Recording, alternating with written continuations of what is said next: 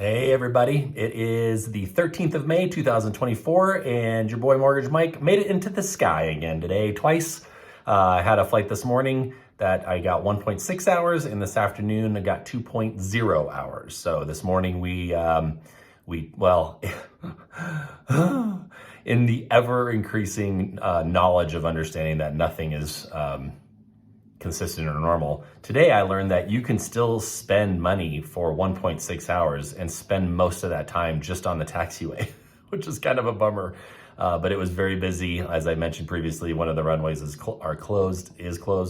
And so it was just like the Congo line, they called it, but it wasn't fun. There were no like fruit hats or fancy drinks or anything. You just sat there with your feet on the brakes forever, it felt like. But in the morning, we headed back over to Spaceport, avoiding the Class B, Class Bravo airspace, which is important. That's really frowned upon if you go in there and you don't have permission.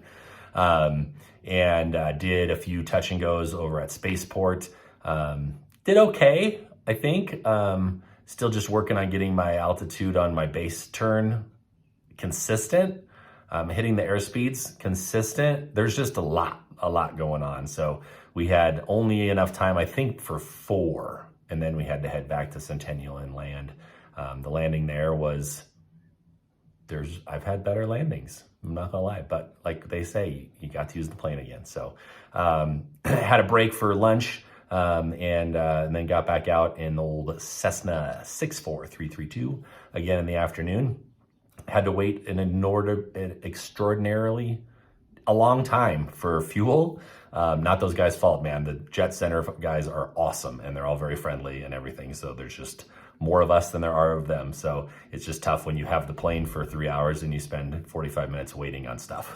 So we went down to Meadow Lake, not Meadow Lark, Michael, as I called it when I was practicing my non-towered airport announcements around the pattern. There were about 3 other planes doing pattern work there as well.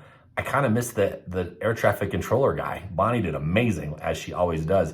But I'm like, you know where all these people are? I'm looking at my little iPad and she goes, your eyes should be up here. I'm like, well, okay.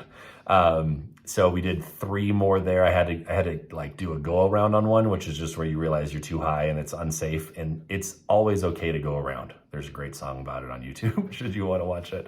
And anyhow, it was getting bumpy in the afternoon. There was a storm coming up to the west of us and like updrafts like crazy. It's almost like these planes are built to fly. Like I couldn't get it to come out of the sky, which is good when you consider the fact that if an engine does fail and you are up a few thousand feet, you should be able to get it down somewhere where you'll save your life. So that's encouraging for all listening and considering. In any case, that was kind of the end there. We ended up coming back through Castle Rock, which is where I live. And after many attempts and requests, we finally flew over my house. It turns out like we're in a very bad spot for trying to do just some photography, let's say, of your home, because you're in the flight path of a lot of larger jets. About 1,500, 2,000 feet above where we were, and they were heading for Centennial. So we just said, I kind of got it. I got a little video. I didn't see it myself, but I had my phone. Bonnie took the controls, and I just kind of stuck it to the window. I was like, I think it's down there somewhere, and it was. Made it back straight in. I've never been cleared to land straight in on 3-5 right. I think it was 6 or 7 miles out. But when you look down at your little ForeFlight, and you just see all these triangles, all the little arrows that represent planes, there had to have been, I don't want to exaggerate, but at least 6 or 7 in front and behind, and we're all just going and doing the same thing and getting the heck out of the way. So kudos to you air traffic controllers. Not only do you deal with a lot of traffic, you deal with a lot of students, as there are a ton of schools at Centennial.